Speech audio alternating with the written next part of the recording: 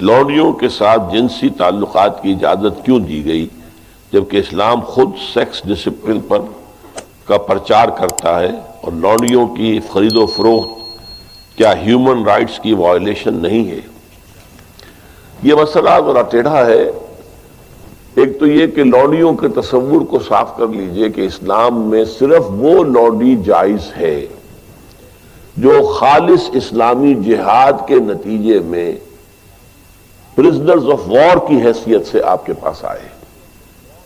یہ نہیں ہے کہ کسی آزاد لڑکی کو، عورت کو پکڑا اور اسے زبردستی جو ہے وہ کہیں بیچ دیا اور وہ غلام ہو گئی، یا جیسے کہ امریکنوں نے کیا تھا کہ ہزاروں ویسٹ افریقن کنٹریز سے یہ حبشیوں کو پکڑا اور ان کو لے جا کے وہاں پر جو ہے منڈیوں میں بیچ دیا۔ یہ نہیں، یہ جائز، حرام، بالکل حرام۔ البتہ ایسی اگر شکل ہے کہ جنگ ہو رہی ہے آپ کے اور کفار کے مابین، اب اس میں جو پی او ڈبلیوز آ گئے ہیں، دو راستے ہیں، یا تو کنسنٹریشن کیمپس میں رکھیں گے انہیں، وہ آپ کی معیشت پر بہت بڑا بوجھ ہو جائے گا، اور پھر ان کی زندگی بھی اب نارمل ہوگی۔ وہاں نہ مرد کے لیے کوئی امکان ہے کہ کوئی اس کی جو ہے طبیعت کے اور جنسی تقاضے پورے ہو سکے، نہ عورت کے لیے امکان ہے۔ اس کے لیے اسلام نے تجویز کیا کہ انہیں معاشرے میں تقسیم کر دیا جائے، ڈسپرس کر دیا جائے۔ معاشرے میں جائیں گے، وہ کسی کا غلام بن گیا ہے، کسی کی لونڈی بن گئی ہے۔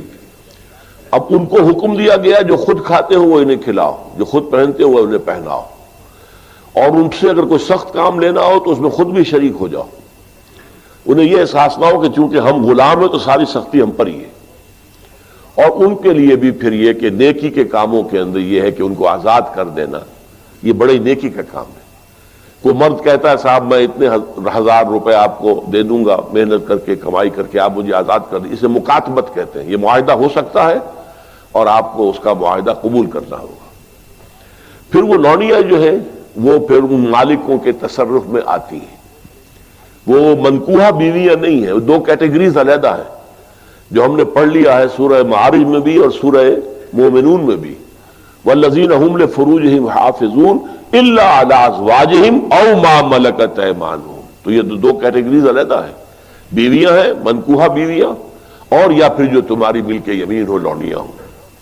میں نے بتایا کہ ملک یمین اگر اس کے ہاں بچہ ہو گیا تو اب وہ ام ولد ہے، آپ اسے بیچ نہیں سکتے، وہ اب آپ ہی کے ہاں رہے گی، اور جہاں تک اس کے بچے کا تعلق ہے وہ آپ کی منکوحہ بیوی سے جو بچہ ہوگا اس کے بالکل برابر ہوگا، اس کی کوئی بھی حیثیت جو ہے اس سے کمتر نہیں ہے، وہ بچہ آپ کا ہے، آپ کی لونڈی کا نہیں، آپ کا بچہ ہے۔ اسی طرح بچہ چاہے منکوحہ سے ہے تو وہ منکوحہ کا نہیں ہے، آپ کا ہے۔ یہاں تو ابن کے ساتھ بات چلتی ہے، بنت کے ساتھ نہیں چلتی۔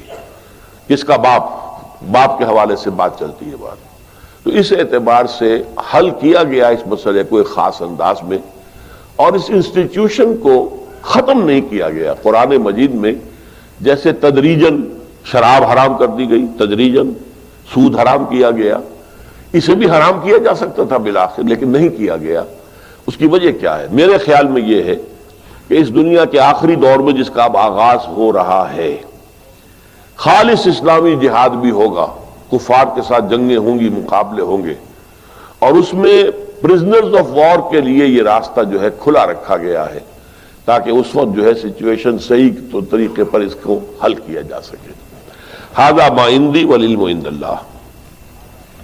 یہ بھی ہو سکتا ہے کہ کسی کی لونڈی، یا آپ ہی کی ایک لونڈی بھی ہے اور ایک غلام بھی، آپ ان دونوں کے اندر شادی کرا دیتے ہیں، اب وہ میاں بیوی ہو گئے، اور یہ کہ اب آپ پر حرام ہے وہ بیوی، وہ جو لونڈی ہے، آپ اس کے ساتھ کوئی جنسی تعلق نہیں رکھ سکتے۔ آپ نے اجازت دے دی تو گویا کہ اپنے حق سے آپ دستبردار ہو گئے، آپ نے غلام کے نکاح میں اسے دے دیا۔ اس میں البتہ یہ ہے کہ پھر ان کی اولاد جو ہوگی وہ غلام ہی ہوگی، باپ بھی غلام ہے، ماں بھی غلام ہے، تو ان کی اولاد غلام ہوگی۔ یہ انہی کی اولادیں ہیں کہ جو ہمارے معاشرے کے اندر آپ کو معلوم ہونا چاہیے کتنی بلندی تک پہنچی ہے۔ خاندان غلاماں جو ہندوستان میں اسلام کی پہلی حکومت قائم ہوئی، کون تھے؟ قطب الدین ایبک غلام تھا، شمس الدین التتمش غلام تھا، غیاث الدین بلبن بہت زبردست حکمران تھا، روب و داغ والا، غلام تھا۔ یہ غلام خاندان تھا، خاندان غلامہ کے نام سے آپ نے ان کی تاریخ پڑھی ہے۔ اور اس وقت مصر میں بھی ممالک کی حکومت تھی. مملوک کہتے ہیں غلام کو، ملکیت ہوتا ہے وہ اپنے آقا کی. تو ممالک کی حکومت تھی بہت بڑی. تو ان کو، اور پھر ہمارے یہاں بڑے بڑے ائمہ ہیں غلام کہ جن سے جو بڑے خلفاء ہوتے تھے ان کے بچے بھی ان سے تعلیم حاصل کرتے تھے تو ان کی جوتیاں سیدھی کرتے تھے، آپس میں لڑتے تھے. یہ مامون الرشید اور امین الرشید دو جو بیٹے تھے ہارون کے، وہ آپس میں لڑتے تھے کہ اپنے استاد کی جوتی میں سیدھی کروں گا، وہ کہتا میں سیدھی کروں گا، حالانکہ وہ غلام ہوتا تھا. تو یہ اسلام نے سٹیٹس دیا ہے انہیں، اور بہت ہی خوبصورت انداز میں اپنے معاشرے میں ابزارب کر دیا ہے.